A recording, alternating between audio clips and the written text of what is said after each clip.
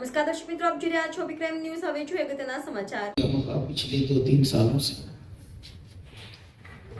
वो 2047 में भारत कैसा होगा, हम जिसे विकसित भारत का नाम देते हैं, उस विकसित भारत में भारत के नागरिकों की स्थिति क्या होगी।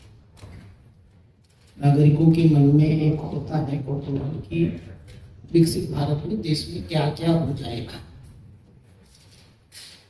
तो हमें बहुत खुशी है, भारतीय संसद के अंदर हमारे माननीय वित्त मंत्री जी के माध्यम से विकसित भारत का सुस्पष्ट मैप देश के नागरिकों के सामने रखने का काम किया गया है।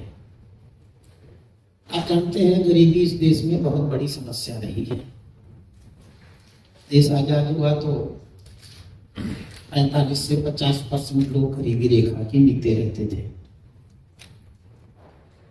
श्रीमती इंदिरा गांधी ने गरीबी हटाओ का नारा दिया 1971 में, तो गरीबों की संख्या बढ़कर के 50 से बढ़कर के 63% हो गई। गरीबी एक ऐसी समस्या थी जिससे लोग जूझना नहीं चाहते।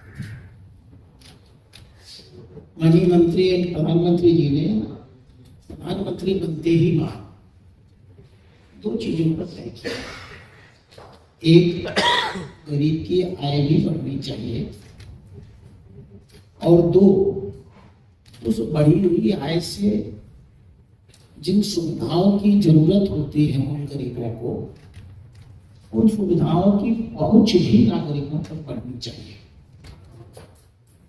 माननीय प्रधानमंत्री ने तय किया कि हम उन सुविधाओं को, हमारा देश एक विकसित देश की ओर बढ़ रहा है, हम दुनिया की 5वीं सबसे बड़ी इकॉनमी बन चुके हैं। तो ये सरकार का दायित्व है कि गरीबों के जीवन को, अगर वो चीजें खरीदने की स्थिति में न हो तो भी कल्याणकारी राज्य की अवधारणा में वो सुविधाएं गरीबों तक, जो जीवन के लिए मूलभूत सुविधाएं